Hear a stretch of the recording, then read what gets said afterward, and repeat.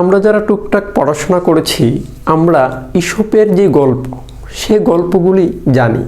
তাছাড়া এটাও জানি খরগোশ এবং কচ্ছপের গল্পটি, কিন্তু এই গল্পটি যে গ্রিক মিথোলজিতে আছে এটা আমরা জানতাম না, কিংবা আমি জানতাম না। এবং শুধুই তাই নয়, এই বাংলা ভাষায় যে খরগোশ এবং কচ্ছপের গল্পটি, এই গল্পটি মূলত ইংরেজি ভাষায় পড়া হয় এবং এই গল্পগুলি এভাবেই পড়া হয় ঈশপের গল্প নামে, কিংবা এসপস ফ্যাবলস নামে এই গল্পগুলি গুগলে পাওয়া যায় কিংবা ইন্টারনেটে পাওয়া যায়।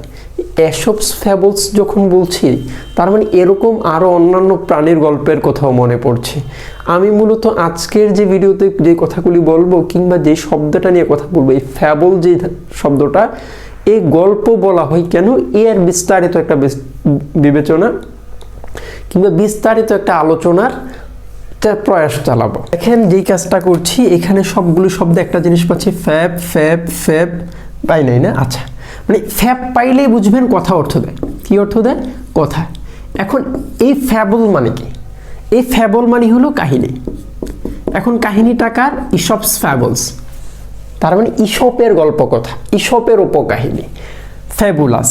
এখন ইংরেজিতে ফ্যাবুলাসে যাচ্ছি, এর আগে আমি আরেকটা শব্দ লিখলাম, এটা হলো অ্যাফেবল। তার মানে অ্যাফেবল মানে কি? এখন দেখেন এই এএফ নিয়ে একটা প্রিফিক্স নিয়ে কথা বলেছি, যেখানে আমি শুধু এএফ প্রিফিক্সটা কিভাবে শব্দের মধ্যে আপনি অ্যাপ্লাই করবেন সেটা নিয়ে বিস্তারিত আলোচনা করেছি। এখন তখন এই কাহিনী অর্থ না দিয়ে আমি বলছি ফ্যাব থাকলে কথা অর্থ দেয়, তখন অ্যাফেবল অর্থ দেয় তখন বন্ধু ভাবাপন্ন, বন্ধু ভাবাপন্ন।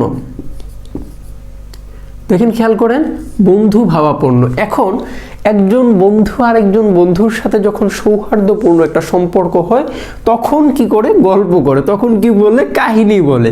সেখান থেকে অ্যাফেবল, বুঝা গেছে? আর তার মানে ফ্যাব থেকে ফ্যাবল, ফ্যাব থেকে ফ্যাবল, ফ্যাবল থেকে অ্যাফেবল। এখন ফ্যাবুলাস, ফ্যাব পাইছি মানে কথা অর্থ দিবে ফ্যাবুলাস। আমি আপনাকে যদি বলি অ্যাফেবল লিখলাম, তার মানে বন্ধু ভাবাপন্ন। এর আগে যদি আমি আরেকটা প্রিফিক্স দেই ইন, আর এটাকে আমি ই বানাই দিই, তার মানে ইন অ্যাফেবল। তার মানে আমি লিখলাম ইন অ্যাফেবল, ইন অ্যাফেবল।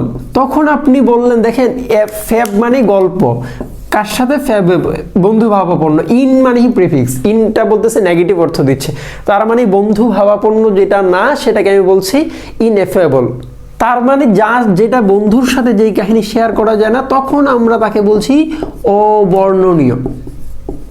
এভাবে খেয়াল করেন, দেখেন, অর্থাৎ বর্ণনাতীত যেটাকে আমি বলতে পারতেছি না ইনএফেবল, এমন একটা মানুষ পেলাম যার সাথে কথা বলা যাচ্ছে না, মুড ধরে বসে আছে, সেই জায়গাটা থেকে ইনএফেবল। তার মানে এখান থেকে আরেকটা শব্দ বানানো যায়, এটা হলো ফ্যাবলড, এই ইডি দিয়ে ফ্যাবলড। এই ফ্যাবল শব্দটির অর্থ লিখেছে আমাদের অভিধানে পৌরাণিক কাহিনী, পৌরাণিক কিংবা কিংবদন্তি, এইভাবে আপনি অর্থ করে আনতেছে ফ্যাবুলাস। ফ্যাব থাকলেই বলছি কি অর্থ দেয়? কথা অর্থ দেয়।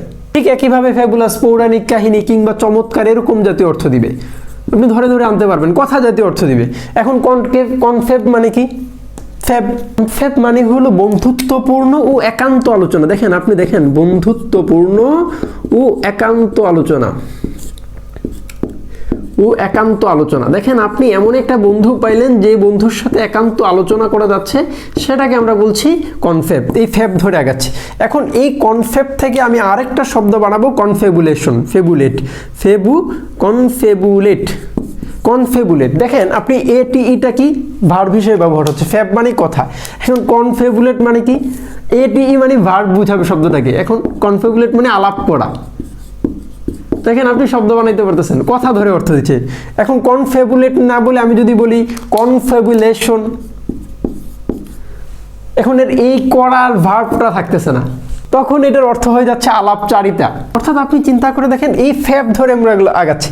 এখন এই ফিবার, দেখেন ফ্যাব মানে কথা, এই ইয়ারটা কি? ইয়ারটা হলো সাফিক্স, ফিফটা কি? মাদ্দা। মাদ্দা মানে রুট, ইংরেজিতে যারা রুট বুঝছেন তাদেরকে বুঝাইতে সুবিধা, কিংবা বাংলা ব্যাকরণে যারা চমৎকার দক্ষ তারা ধাতুর সাথে পরিচিত। এই ফিব মানে হলো মিথ্যা কথা।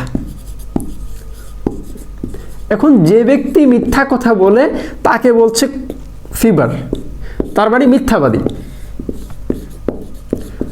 কথা বললেন কিন্তু যখন এটা মিথ্যা বললেন তখন তাকে বলছে ফিভার।